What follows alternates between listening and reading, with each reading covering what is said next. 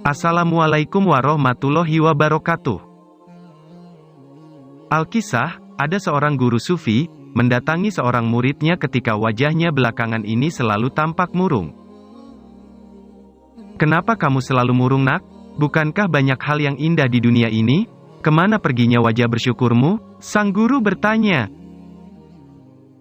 "Guru, belakangan ini hidup saya penuh masalah.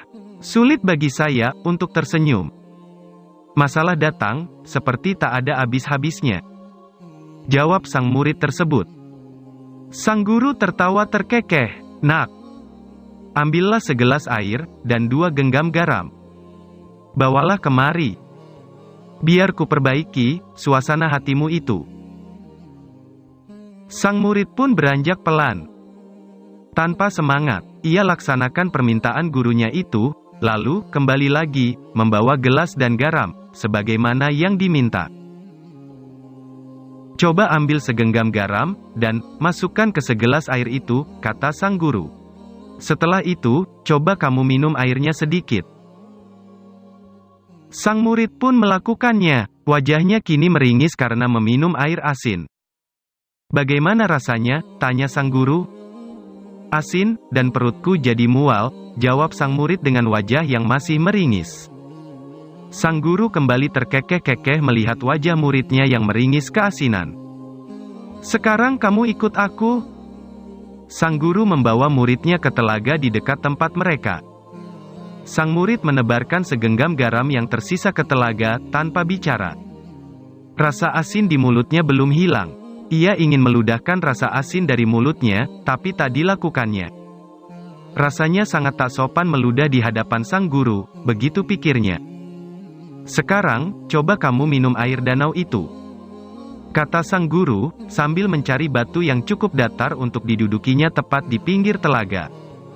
Sang murid menangkupkan kedua tangannya, mengambil air telaga, dan mendekatkan ke mulutnya, lalu meneguknya. Ketika air telaga yang dingin dan segar mengalir di tenggorokannya, sang guru bertanya kepadanya, "Bagaimana rasanya?" "Segar, segar sekali," kata sang murid sambil mengelap bibirnya dengan punggung tangannya. "Tentu saja, telaga ini berasal dari aliran sumber air di atas sana. Dan airnya mengalir menjadi sungai kecil di bawah. Dan sudah pasti, air telaga ini juga menghilangkan rasa asin yang tersisa di mulutnya." "Terasakah rasa garam yang kamu tebarkan tadi?" tanya sang guru. "Tidak sama sekali," kata sang murid sambil mengambil air dan meminumnya lagi. Sang guru hanya tersenyum memperhatikannya, membiarkan muridnya itu meminum air telaga sampai puas. "Nak, segala masalah dalam hidup itu seperti segenggam garam. Tidak kurang, tidak lebih. Hanya segenggam garam. Banyaknya masalah, dan penderitaan yang harus kamu alami, sepanjang kehidupanmu itu, sudah ditakdirkan oleh Allah Subhanahu wa Ta'ala sesuai kemampuan hambanya. Jumlahnya tetap, segitu-segitu saja, tidak berkurang dan tidak bertambah. Setiap manusia yang lahir ke dunia ini pun demikian. Tidak ada satupun manusia, walaupun dia seorang nabi, yang bebas dari penderitaan dan masalah," kata sang guru setelah muridnya selesai minum. Bukankah Allah telah berjanji dalam akhir surat Al-Baqarah, yang artinya, "Dan Allah tidak membebani seseorang, melainkan sesuai dengan kesanggupannya. Ia mendapat pahala dari kebajikan yang diusahakannya, dan ia mendapat siksa dari kejahatan yang dikerjakannya." Sang guru melanjutkan nasihatnya. Sang murid terdiam, mendengarkan petua sang guru sufi yang terkenal bijaksana itu. "Tapi nak, rasa asin dari penderitaan yang dialami itu, akan sangat tergantung dari besarnya hati yang menampungnya. Jadi nak, supaya engkau tidak merasa menderita, berhentilah jadi gelas. Jadikan hati dalam dadamu menjadi seluas telaga, agar engkau bisa menikmati kehidupanmu." Sahabatku rahimakumullah. Memang, dalam perjalanan hidup, kita terkadang mengalami kondisi sulit. Hari-hari terasa muram, masa depan gelap dan tak jelas, makin menggelisahkan. Susahnya mencari pekerjaan, seluruh jalan terasa buntu, setiap kali memulai usaha selalu merugi. Terkadang ditipu kawan, Musibah datang silih berganti, tangisan anak merengek biaya sekolah, sementara penghasilan tak mencukupi, dan setimbun problema hidup lainnya. Bila kebingungan mencekam, jalan keluar akan semakin buntu. Semakin tercekam dalam kebingungan, psikologi menjadi kocar-kacir. Segala program yang telah ditata berantakan, masa depan kian gelap, dan persoalan kian menimbun. Tidak terhitung jumlah orang utamanya, orang yang kurang memiliki iman telah mengambil jalan pintas, putus asa bahkan bunuh diri dikarenakan kebingungan mencari jalan keluar dari kesulitan hidup. Tidak sedikit pula orang menjadi gila dan stres, karena tak tahu bagaimana hendak menyikapi berbagai masalah yang dihadapi.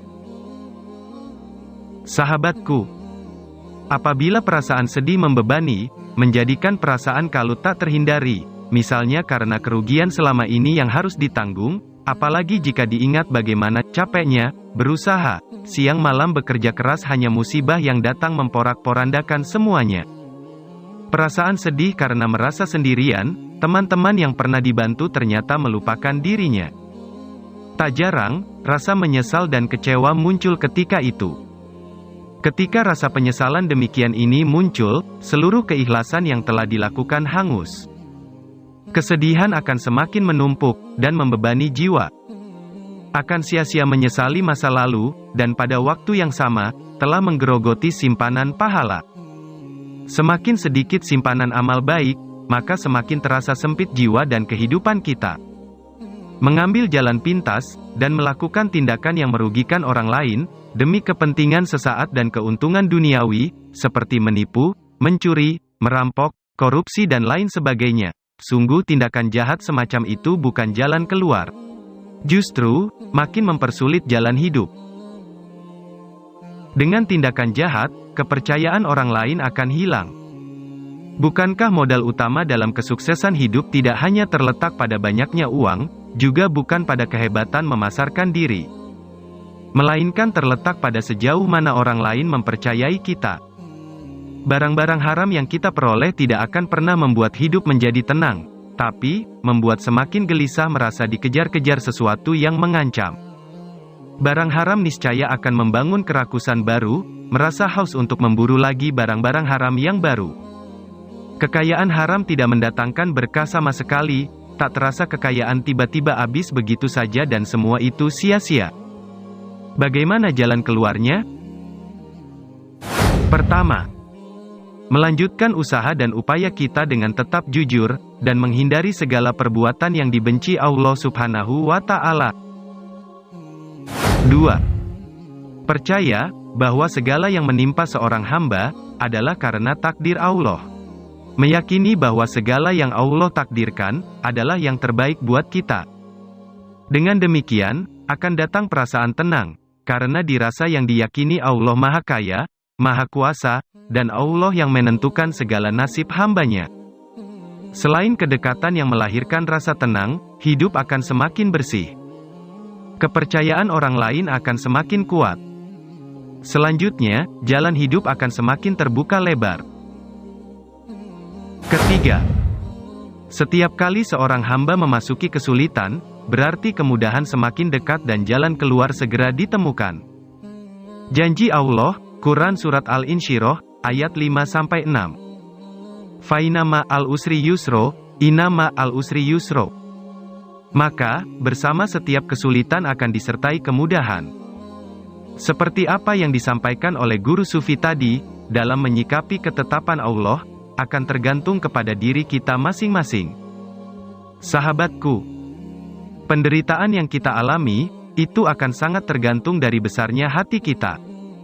Dan seperti guru sufi bilang dalam video ini, bahwa segala masalah dalam hidup itu, ibaratnya segenggam garam. Tidak kurang, tidak lebih. Hanya segenggam garam. Banyaknya masalah dan penderitaan, yang harus kita alami sepanjang kehidupan, itu sudah ditakdirkan oleh Allah Subhanahu wa Ta'ala, sesuai untuk diri kita masing-masing.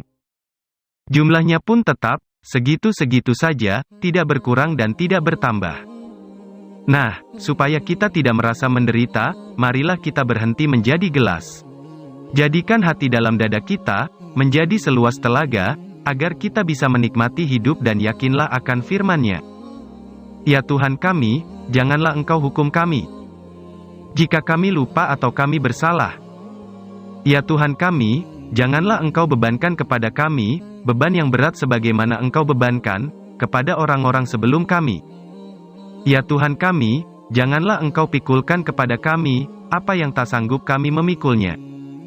Beri maaflah kami, ampunilah kami, dan rahmatilah kami. Engkaulah penolong kami. Maka tolonglah kami terhadap kaum yang kafir. Wallahu a'lam bishawab. Semoga Allah Subhanahu wa Ta'ala senantiasa memberikan kebahagiaan dunia dan akhirat, serta memberikan petunjuk kepada kita dan anak-anak keturunan kita. Demikian kisah yang dapat kami sampaikan. Semoga Allah Subhanahu wa Ta'ala selalu menjaga kita semua karena ketakwaan kita. Amin ya robbal alamin.